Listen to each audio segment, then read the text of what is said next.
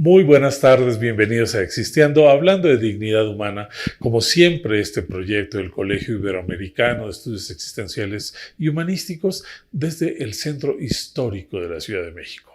En la calle Ayuntamiento 99, letra A, ahí siempre los estaremos esperando con el corazón abierto. El programa de hoy está dedicado a algo muy interesante que se llaman patrones heredados. ¿Qué son los patrones heredados? ¿Cómo este tipo de circunstancias van influyendo en nuestra conducta futura y en distintas generaciones? Por eso hablar de este fenómeno me parece interesantísimo y es justamente al que les estoy invitando. Como siempre, soy el doctor Marco Antonio Peñuela Olaya, hablando de temas que tienen que ver con la dignidad humana. Si tienes algún comentario, alguna recomendación, algún tema que desees, pues ya sabes, nada más lo dejas aquí en nuestros comentarios y haremos todo para que sea uno de los siguientes temas a analizar dentro del programa. Es para ustedes y con ustedes con quienes vamos a dialogar cada una de estas sesiones.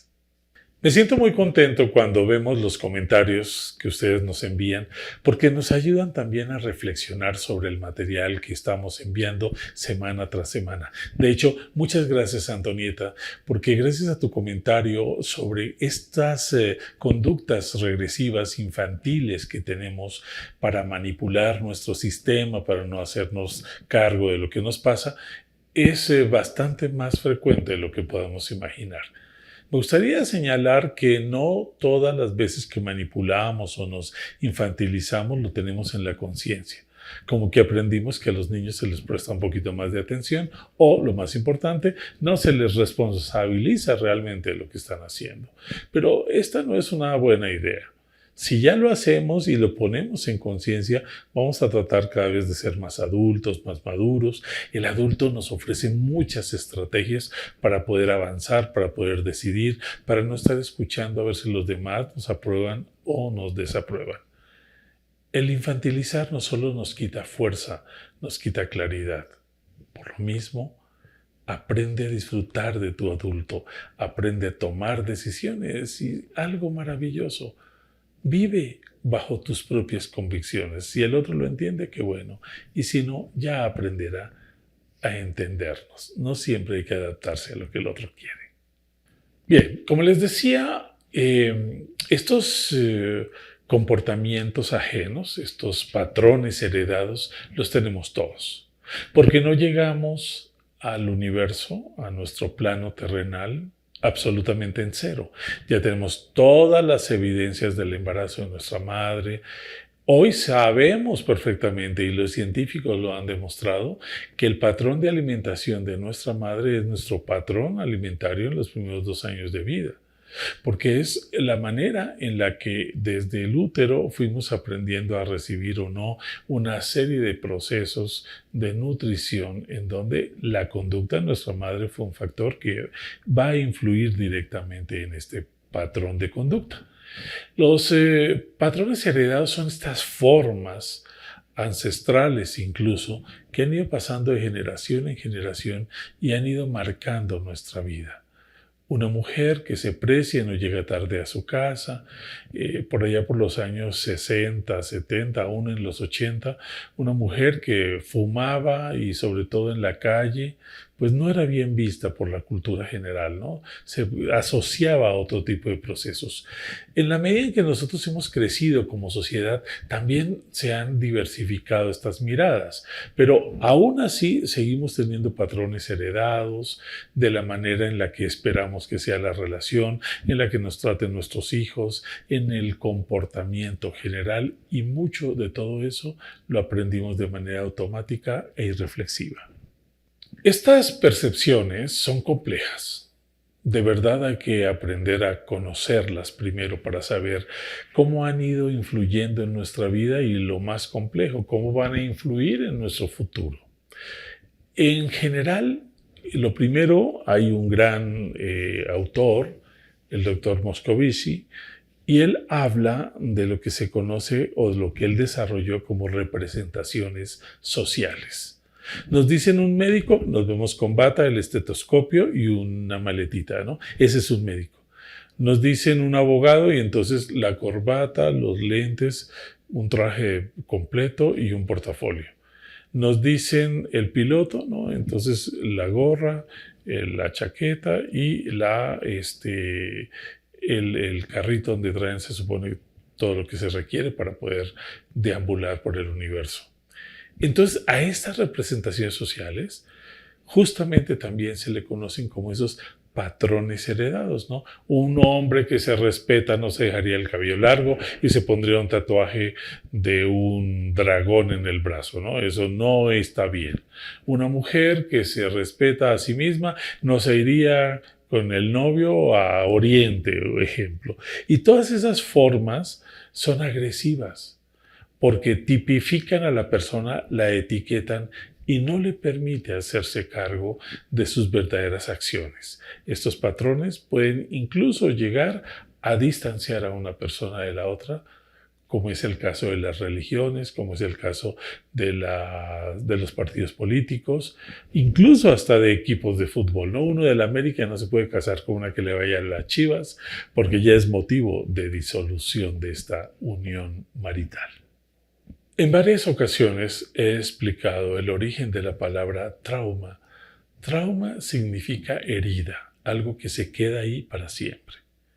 En la mayoría de las experiencias humanas, de una u otra manera, mayor o menor, siempre nos quedan traumas. A un alimento, a una experiencia, en una relación, al tipo de vínculos que establecemos con los demás. Sin embargo, algunos de estos procesos que son heredados se pueden convertir en verdaderas murallas para el desarrollo personal. Hay persona que ya está lista, que ha incluso terminado una profesión y a la hora de ejercer o de ir a buscar un empleo no puede. Y no puede porque siente que hay 25 en esa misma sala y que van a elegir a cualquiera de los restantes 24 y no a él o no a ella. Esto es heredado porque no nos permitieron descubrir realmente quiénes somos, cómo nos relacionamos, qué decisiones podemos tomar acerca de nuestra propia vida.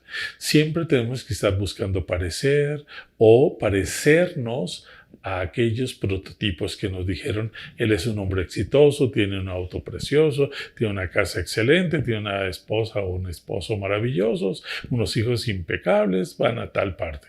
Esos solamente son prototipos, son miradas ajenas a nosotros. Cada quien, evidentemente, tenemos que vivir una comunidad en un patrón, en ciertos patrones conductuales, para poder ser aceptados y adaptarnos, pero eso no sería lo esencial.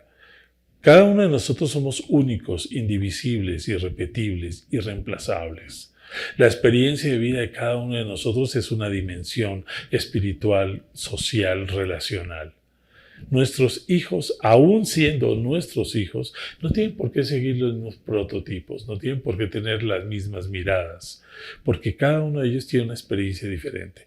No es lo mismo. Yo fui un adolescente en los años 70 y eso no tiene nada que ver con lo que es un adolescente en el 2023. Con otros estímulos, con otras miradas. No existían, para empezar, las redes sociales. Esto es una forma de aprender a respetar también a los que van con nosotros para que estas influencias sean lo menos negativas posibles. Algunos de ustedes se preguntarán: ¿y cómo voy a poder reconocer esos patrones intergeneracionales a lo largo de mi vida y cómo va influyendo para que yo tome determinadas decisiones o tenga determinadas actitudes? El primero y el más importante: reconoce sinceramente en quién te conviertes cuando haces determinadas cosas. Ejemplo: ya soy igual que mi mamá, ya soy igual que mi papá. Si no son las cosas como ellos dijeron, no sirve.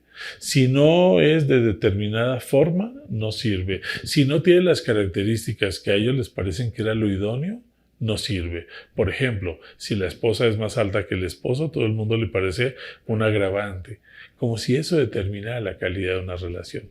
Segundo, Date cuenta que muchas veces tú mismo te alteras o reaccionas alteradamente ante ciertas circunstancias donde dices, no era para tanto. ¿Por qué me volví tan violento? Porque así se comportaba mi papá, porque así se comportaban mis abuelos. Otro tip importante es cómo me siento cuando actúo así. Me siento bien y congruente, es mío, y así continúo. No, es que no me gusta. Empecé a regañar a mi hija y le pegué y todo.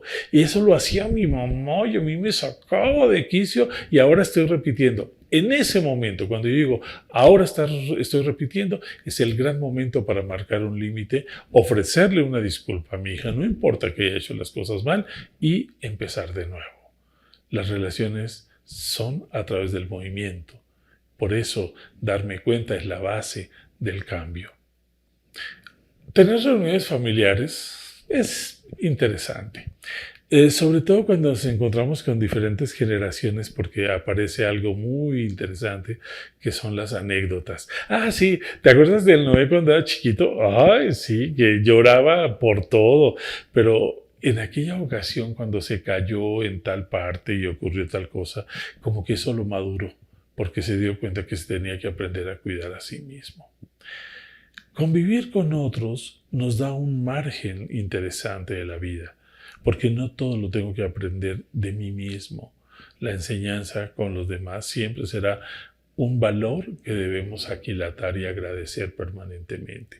Pero una vez que yo me doy cuenta de estos patrones y cómo están influyendo en mi vida, tengo que tomar dos decisiones. O los sigo reproduciendo porque me parecen útiles, o hago un cambio de estrategia y tomo las decisiones correspondientes. No es fácil, porque si yo no tengo claridad en mi vida relacional, me deprimo, me pongo ansioso, permanentemente irritable, exploto con facilidad y me pregunto, de todas estas conductas, ¿cuáles realmente son mías o cuáles son aprendidas? Porque así aprendí desde que estaba en casa. Y eso, entre comillas, me parece también que es una manera de permanecer en un vínculo con mi familia, aunque ya pertenezca a otra generación. Como siempre, les invito a que hagamos algunos ejercicios que nos pueden ayudar mucho. Obviamente, hoja y papel. No estoy diciendo que agarren el teléfono porque todo el mundo lo hace. Hoja y papel. Y pon así como los 10, 12, 15 o 20 familiares más cercanos contigo. Tu mamá, tu papá, tus abuelos, tus tíos, algún padrino de bautizo que todavía siga por ahí merodeando, tu maestra, algunas personas significativas en tu vida. Y a cada quien dale dos atributos, generosa y creativa, y dos, entre comillas, defectos, violenta y poco amorosa.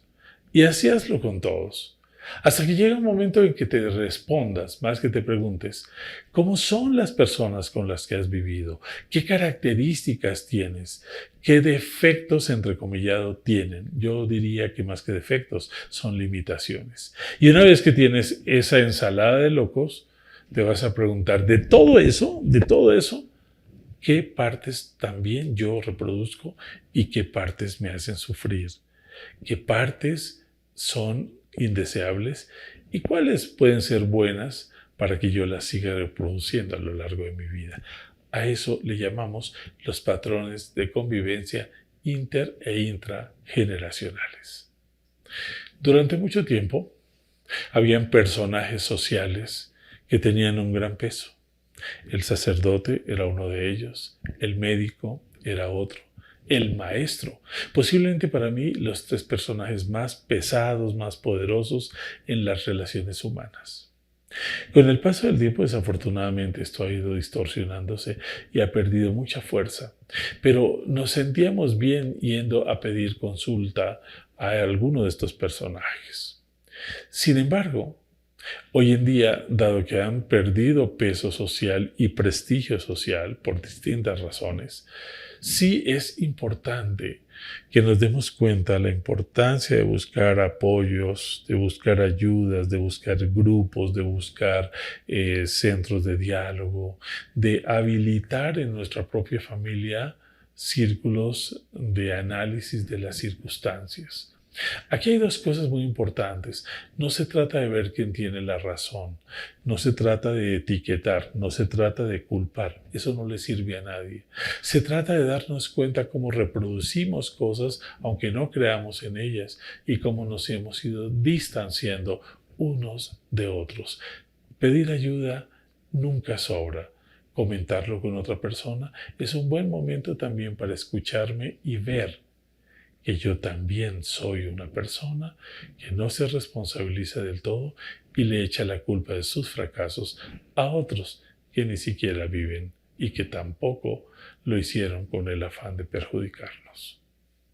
Cuando no tenemos la capacidad de resolver justamente esos vínculos duros, heredados, conflictivos, nos vamos a ir opacando cada vez más y teniendo una vida de baja calidad, con mucha tristeza, con mucho desgano y lo peor, siempre echándole la culpa a los demás. Este es el momento de verdad de que hagamos un alto en el camino y nos preguntemos, ¿me gusta lo que me está pasando en la vida? ¿Quiero esto que me está pasando en la vida? ¿Me estoy orientando hacia donde quiero llegar?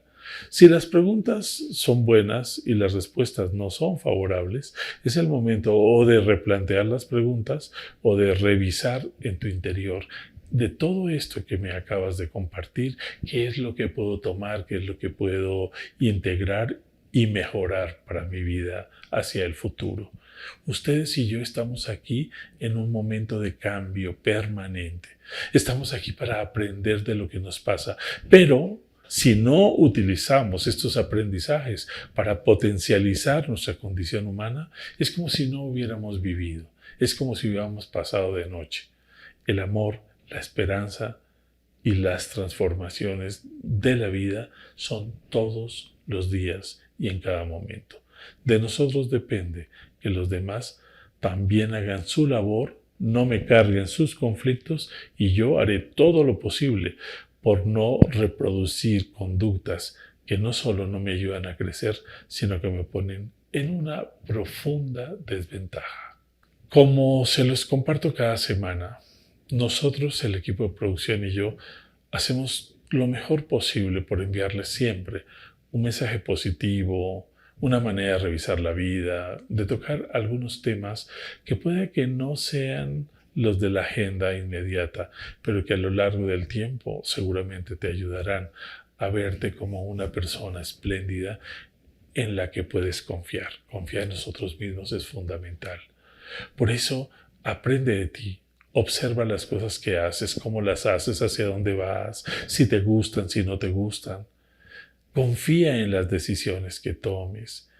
Trata de escuchar a los demás porque vale la pena esta escucha activa de la que hemos hablado para aprender cómo es mi entorno, pero quien toma las decisiones eres tú. El único que va a estar ahí de tiempo completo contigo eres tú, desde el momento en el que llegaste a la concepción hasta el último instante de tu existencia. Aprender a respetarnos a nosotros mismos es una gran tarea que se hace al diario, que se va cumpliendo paso a paso. Enamorarnos de nosotros mismos es un excelente, pero excelente motivo para vivir a profundidad cada experiencia. Búscanos, por favor, a través de nuestras redes, déjanos tus comentarios, que siempre serán muy valiosos, y nos volvemos a encontrar dentro de 8 días en este espacio maravilloso construido para ti, que es Existiendo, hablando de dignidad humana.